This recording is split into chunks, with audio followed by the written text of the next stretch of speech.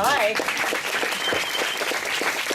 Wow, so awesome. I'm really excited to be here. I've never spoken at a conference before, so I'm officially getting my cherry popped right at this very moment. Thank you for all being here with me. So yeah, this is a really exciting moment for me. It's an interesting process to even, get to this point. I had so many crazy emotions getting here. When I was first asked to do it, of course, I was like super flattered, like, oh, me? Like, why would you want me to speak at this conference? Like, okay. And then it was like, oh, shit, like, I have to talk about something that I know. Like, what do I know? Like, well, who am I? Like, what do I know?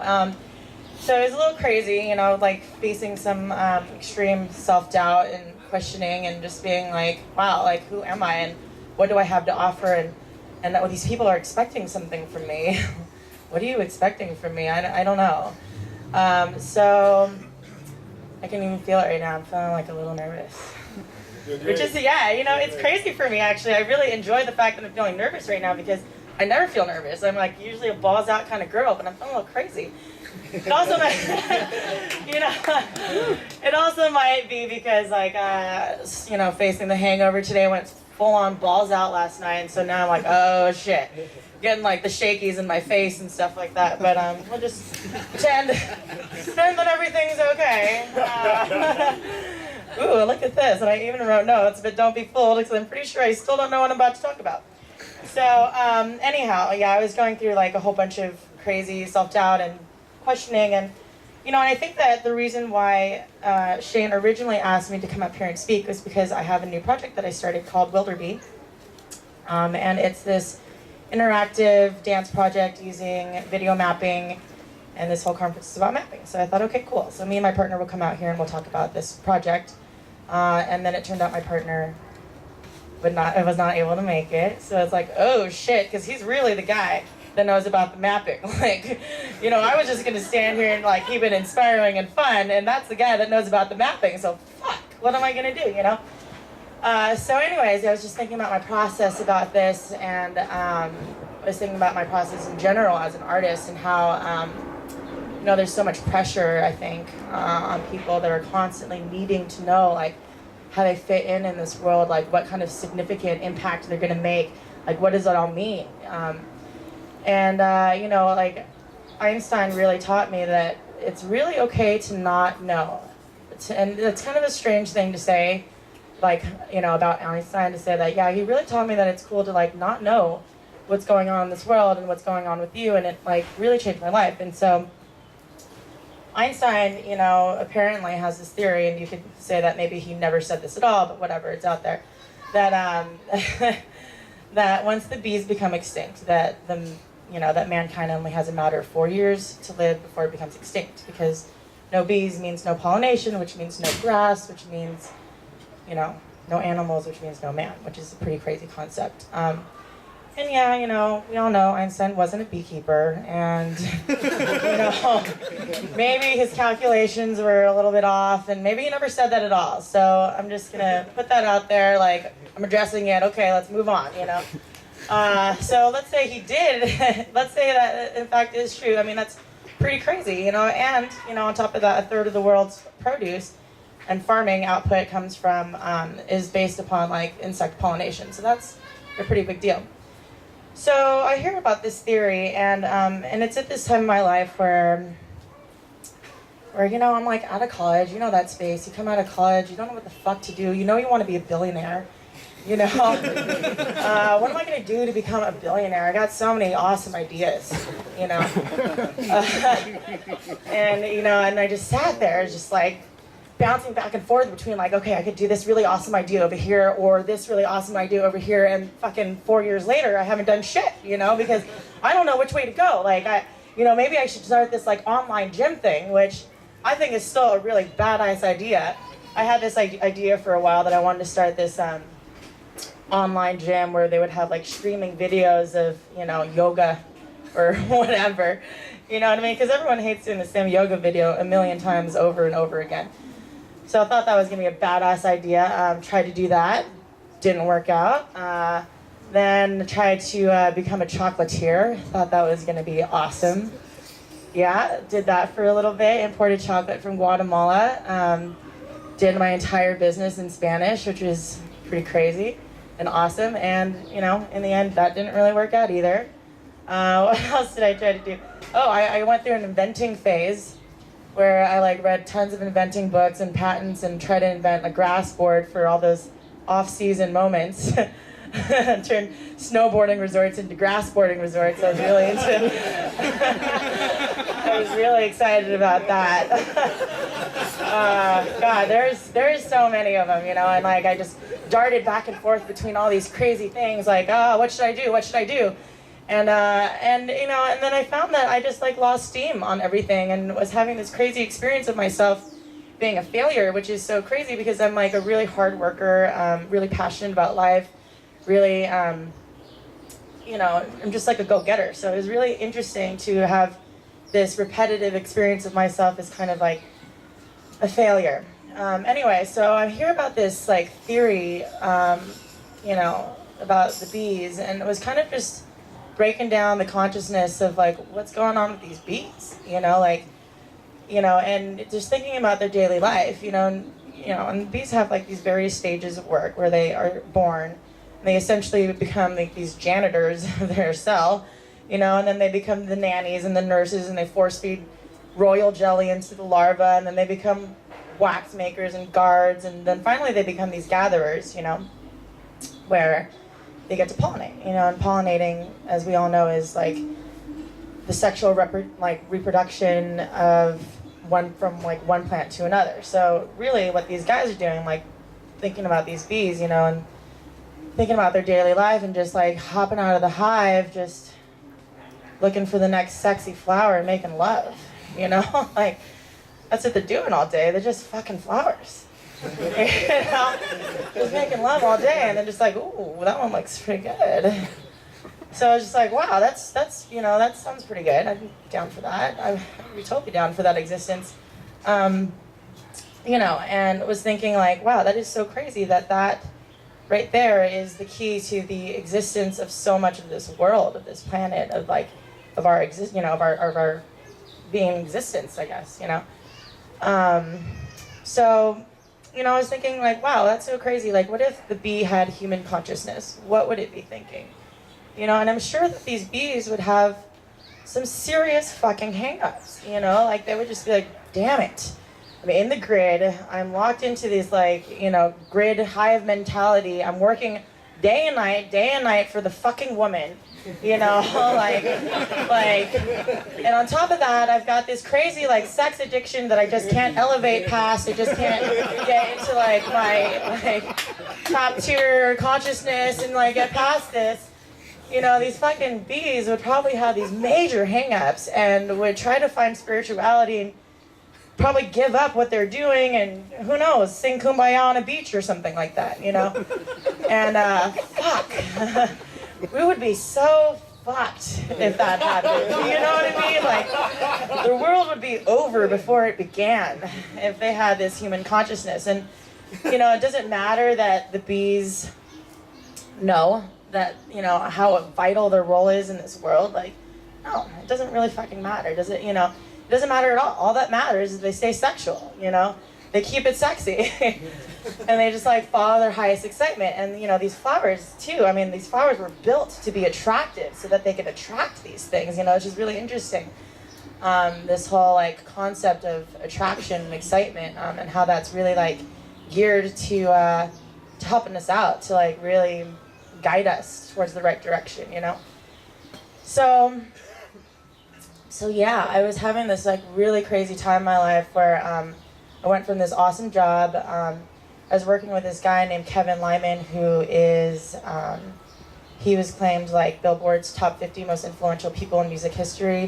And I was one of like 2 people that got to work in his office for a while. And we did like the Warped Tour, and he had like a record label, and I don't know, did a whole bunch of cool punk rock stuff. Anyhow, so I was doing that for a minute and was just like, God, this still kind of sucks. Like, I'm in the coolest job ever, you know? I get to like have my conference calls while lying down on a zebra, you know, on a zebra rug, just like hanging out, talking on the phone, like making art, but still it just it still kind of sucked. You know, I still wasn't really that thrilled on it. And at the same time that I was doing that, I had started like a group called Lucid Dossier Experience, and it's a circus based out here in LA. And how it started was just so stupid. Really, you know, it was just like, I didn't feel like paying to go to this New Year's Eve party. So I was like, I can't afford that. I'm just out of college. I can't pay $60 to go to this New Year's Eve party. I'll just do a little dance, you know, just do a little show. Like, that's it, you know?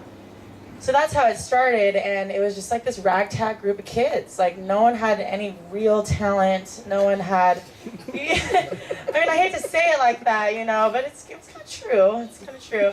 You know, no one was like just, I mean, for LA standards, no one was like a badass dancer, and LA has the most badass dancers, you know. We were just kind of a group of kids that just wanted to have some fun. So I was doing that while I was working for Kevin, and realizing that, hey, this kind of sucks, you know. And there was this opportunity to tour in Japan with Lucid, because one thing led to another. We just did this like small little party in New Year's Eve, and suddenly went from that, which was supposed to just be a one-off, you know, to getting booked over and over and over again, to suddenly like, oh shit, this is a thing. Like, okay, this is a thing. Okay, that's cool. So I decided to go on tour with Lucent, and came back, and I didn't have a job anymore because I just I let loose. I like let loose and was like, I'm not coming back, you know. But eventually I did, and didn't have a job anymore, and had to work at my parents' pizzeria for like, I don't know, maybe like a year and a half or something like that. And that super, super sucked. Like, in so many ways, you know, just, first of all, working for your parents really sucks. Working at a pizzeria sucks. Just the whole thing just really sucked. So, you know, I'm doing that, and I'm like, God, and I had this like hippie carnie circus group. What the fuck am I doing with my life? You know, I went to college. Like, what the fuck am I doing with my life? And I just felt like I was so behind. You know, like all my friends were like killing it in their corporate jobs, like riding these ladders, and I got this like hippie crew that I get kick it with, you know, and we do really important things in life, like, you know, figure out how to like get the perfect like elf walk down, and you know, have like animal orgies. We practice having animal orgies, and you know, singing like jibber jabber songs, like memorizing these jibber jabber songs. You know, this is like important things in life, right? Like, what am I doing?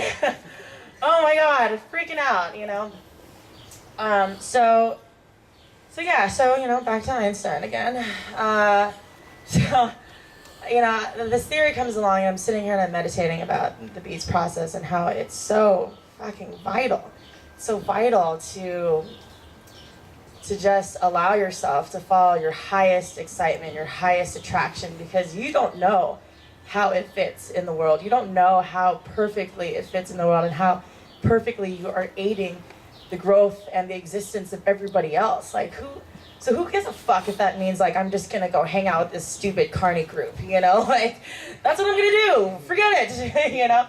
And so that's what happened, you know? I just like stopped working at the pizzeria, which really wasn't that much of a, really wasn't that much of a sacrifice. But you know, did it full time, and really like once I did it full time, my world just changed.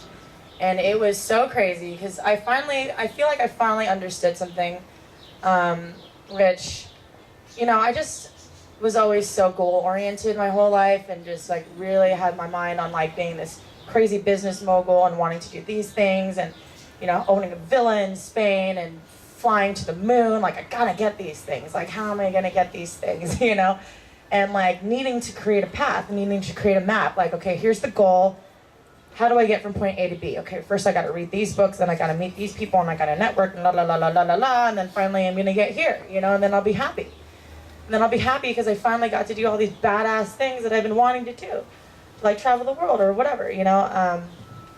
And then I realized, God, like how backwards that is. It's so not the right way to go about it. Like, I realized that like I really had to actually first be happy and excited in order to be successful. You can't wait to be successful, to be happy and excited. It's very vital that you're happy and excited now in order to be successful.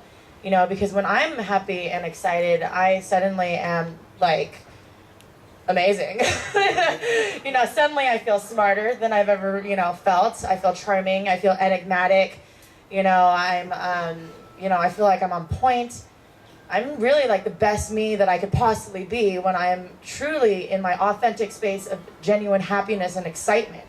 You know, and in that space, am I meeting the right people at the right times? Are they wanting to assist me and help me? Like my excitement is so fucking vital for success, you know?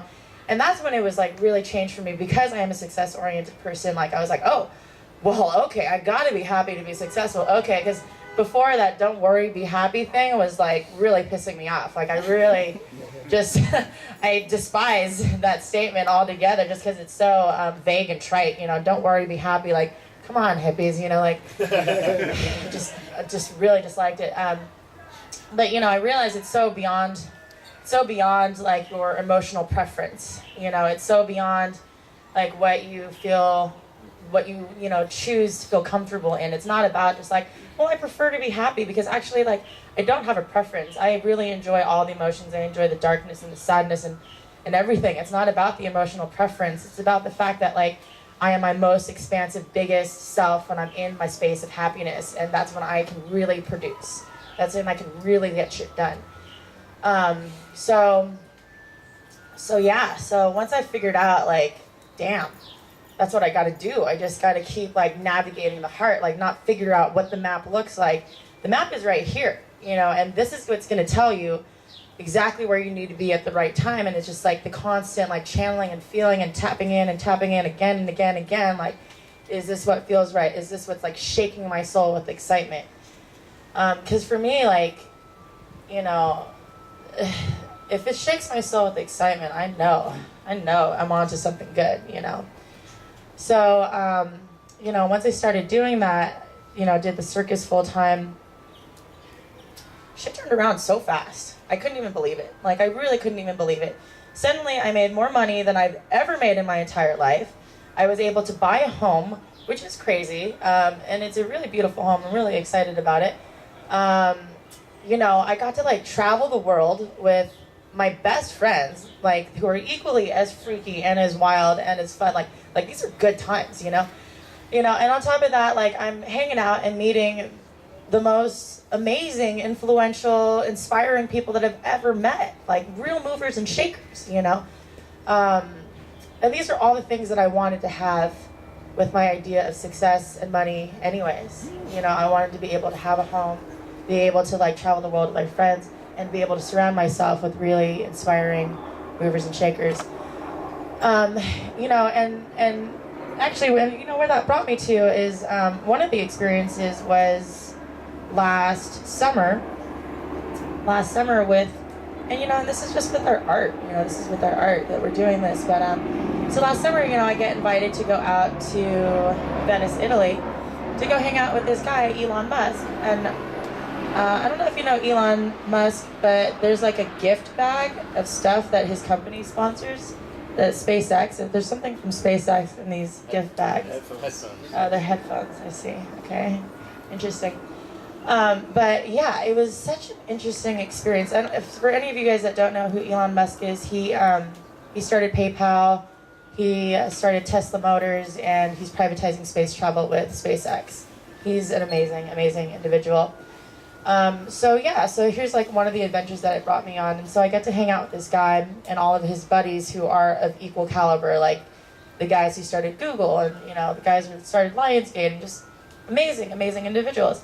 And I really I saw how much they are like us right here, us.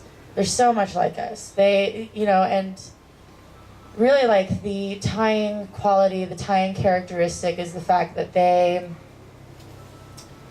have this amazing capacity to dream big, like huge dreams. They have this amazing capacity to dream really big, you know, and in that capacity to dream big, are they able to achieve amazing things because they get so damn excited about it. You know what I mean? Like, privatizing space travel, like, I don't even, like, Elon, man, like, I don't know how that guy hasn't been snipered out yet. I mean, isn't that kind of dangerous for a regular dude, like, not even a government, to, like, create rockets? I mean, I don't know, they're just going on a sideline thought here, but he's such a humanitarian, he's amazing.